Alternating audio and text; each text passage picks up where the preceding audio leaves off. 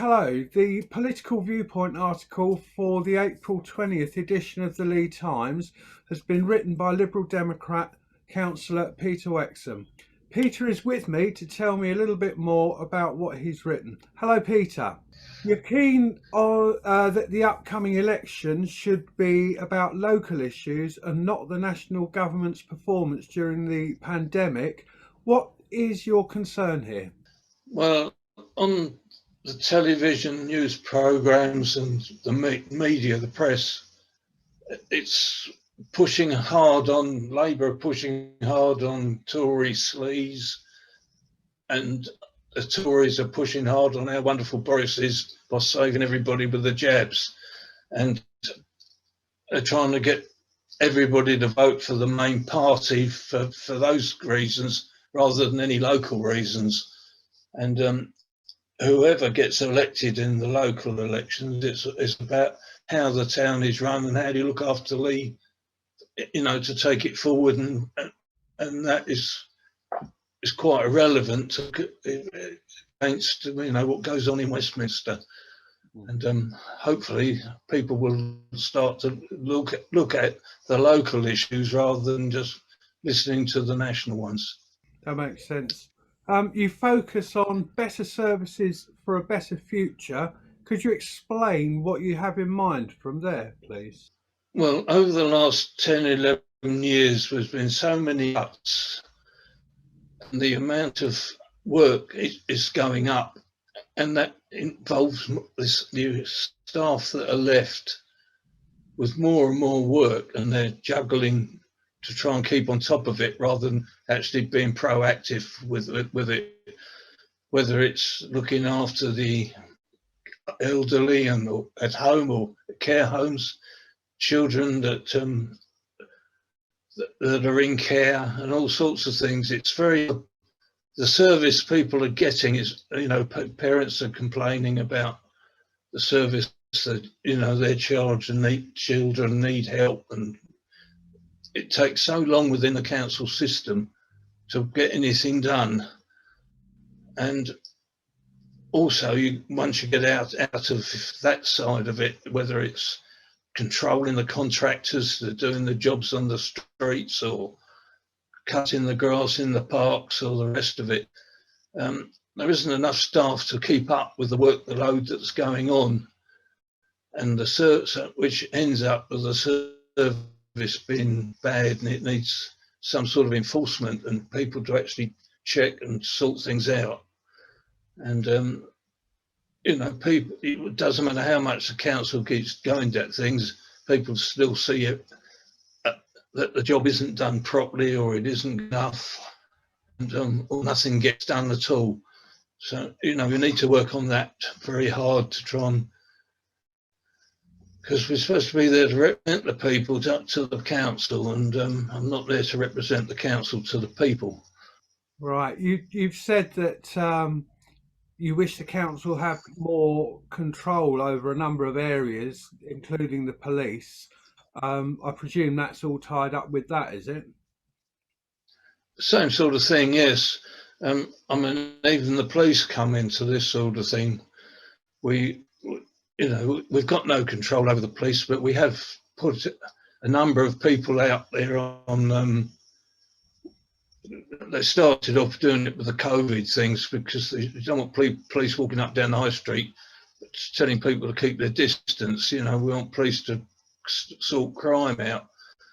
And so we've got a team doing that, and they're working with the police. But because of all the things that have been going wrong with, hundreds of people suddenly turning up in Old Leigh and making the people down there feel like prisoners in their own homes, drinking and all sort of chaos, the police are the only ones that can enforce anything.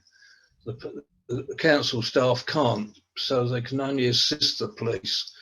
So in some stages around the town, in the high street or the seafront where they're doing it, we've had to put one of our main people out there with a policeman to save them having to put two policemen together for their own safety.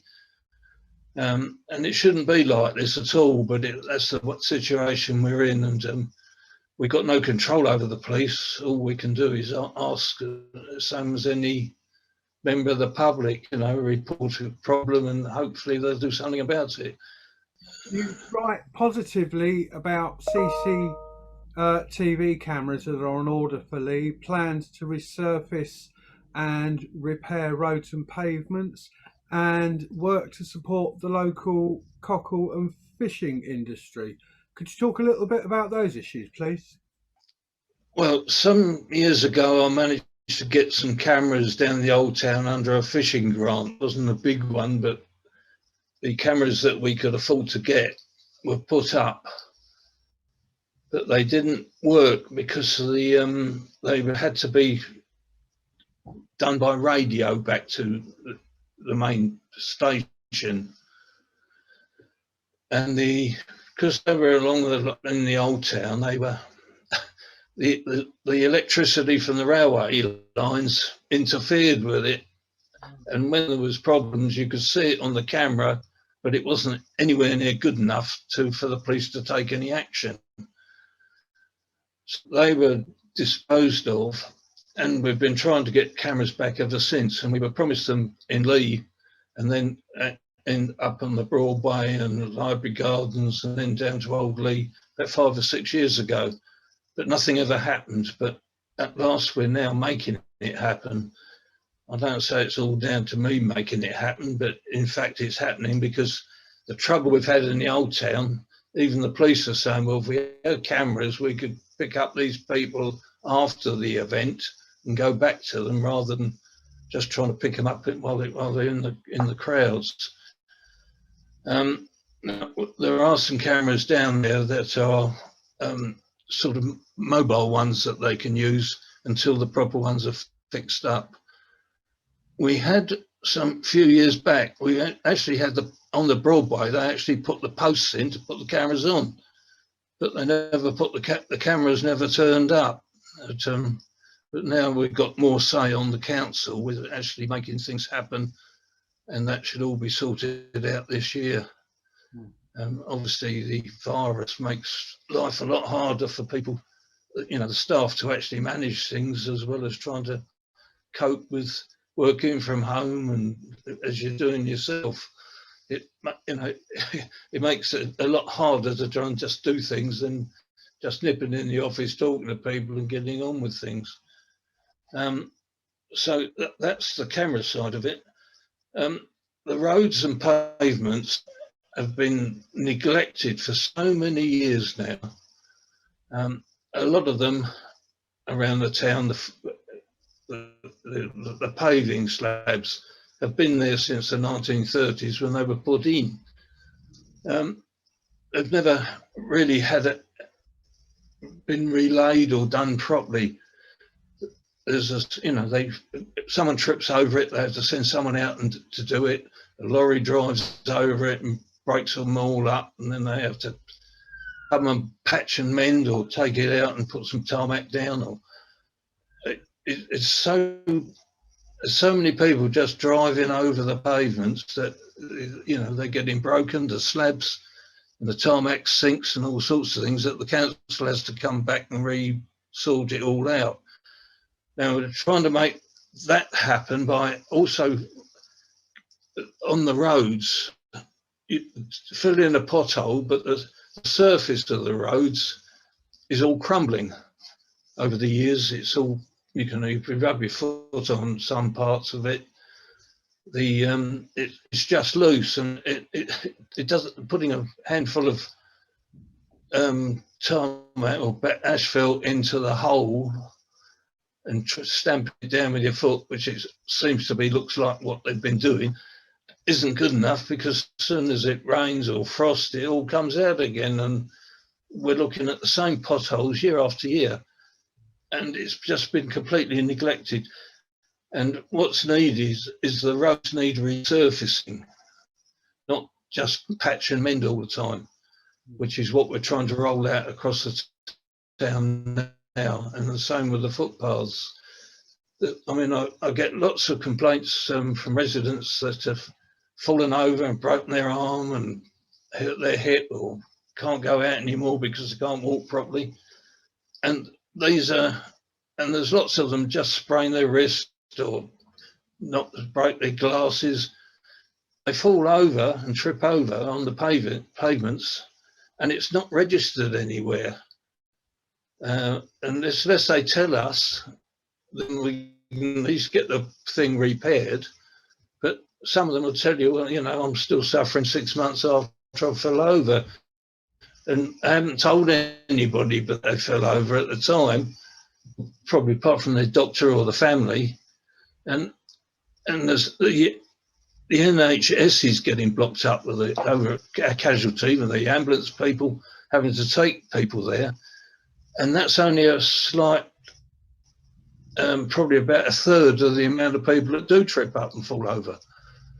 So there's no sort of, no information comes from the hospital to the council about, you know, unless they try to take action to sue the council, nothing ever happens because the council doesn't know about it.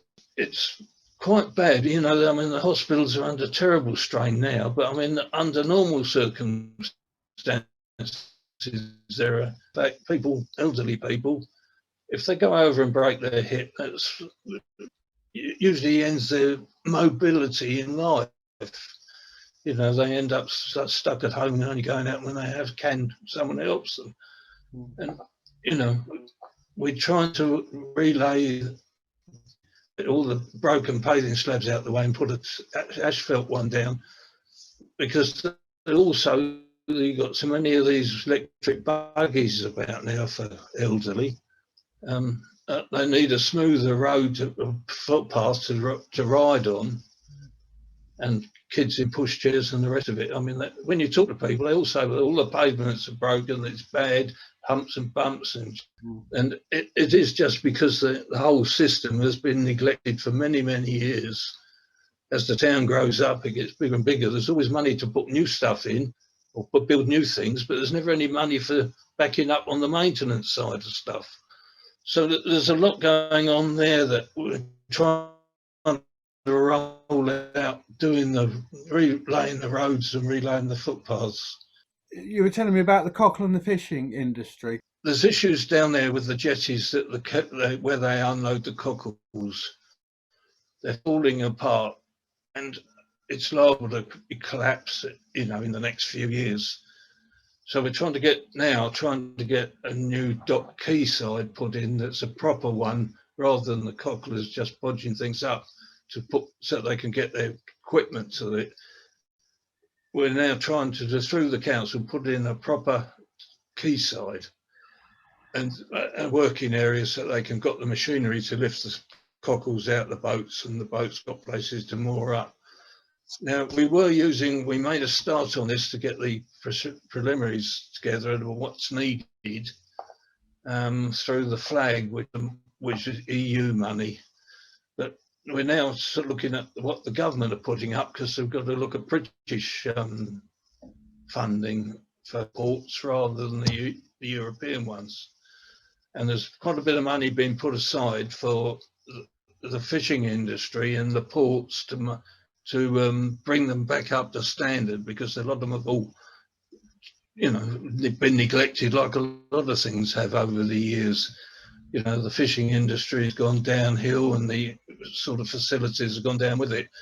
And the government's plan is to try and bring the ports up to standard and the boats up to standard, so that they can encourage families and people to carry on the business in the future. There's not many youngsters looking to go and be a fisherman or cockler or anything like that. You know, I'd rather play with computers rather than that. But certainly that it's trying to keep the industries going. You need, as people retire like I have over the years, people need to come along behind and take the place and carry on doing that. And that's what I'm working on at the moment with the council to apply for these grants from DEFRA and the Marine Management Organisation. There's a lot of emphasis going on that at the moment in Southend Council, and I need to be able to be in a position to, as the Leigh Ward councillor and the next fisherman, because gives me the standing to try and make things happen with the government departments as well as the council.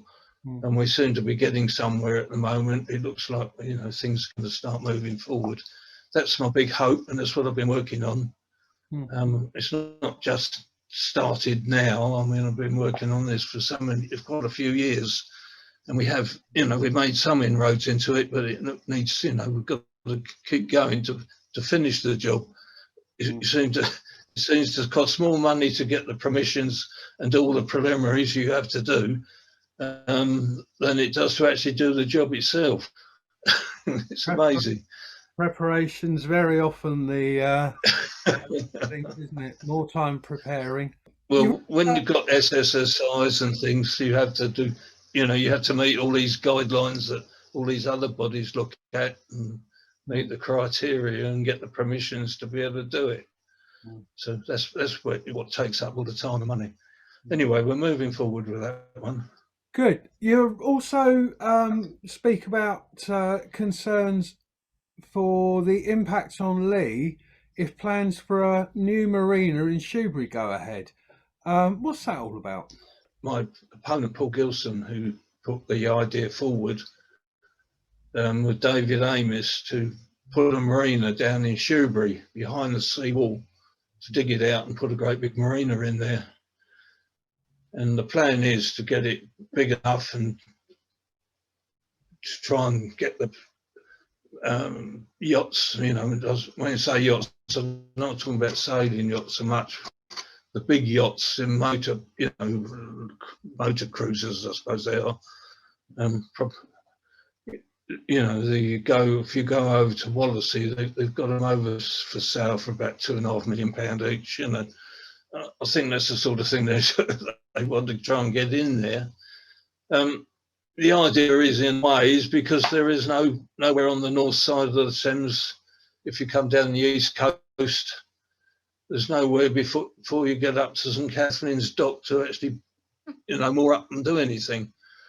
I can see the idea of what they're doing, but the other problem really is that, as far as Leigh's concerned, is that there's an area going to be put aside for the fishing industry, and where they will be coming in and out there's more water there obviously than there is at Leigh. It's the first place at Shoebury, is the first place the tide hits the sea wall, you know, whereas it's still all dry in Leigh at that time.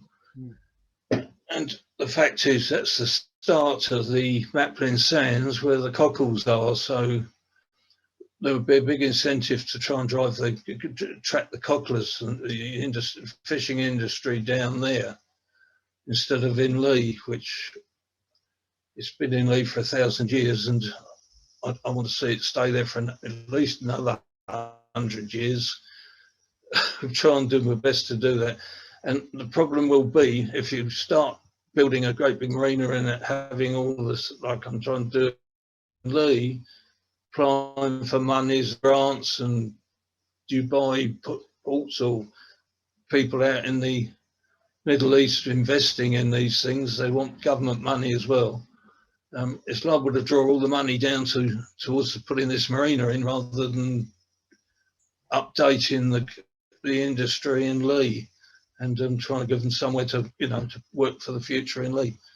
That's where I see the real problem coming from, is that Leigh will be neglected because everything will get drawn down towards Shoebury, and the industry will be forced to move down there with it, and that would leave old Leigh as just a place to go and drink yourself till you fall over. I think, you know, it'll be just a drinking place rather than the working village that it is at the moment. You know, there's lots of things go on where they've reclaimed things from the past to make it an attraction, but some places where where it used to be a port or it used to be a railway station or whatever, they've all gone, and it's just looking at pictures of what was. At the moment, we've still got an industry there that still is, and it should still be for the future, which makes it a working village to come into rather than just looking at history and you know, and drinking and everything else that goes with it. But there's certainly a lot of problems in Old Leigh with so many conflicting interests. That's my big worry, that what we're trying to achieve in Leigh could get scuppered by a marina down in Shoebury at the moment by dragging all the money towards Shoebury. I think you've given me a pretty good idea of what was in your political viewpoint article.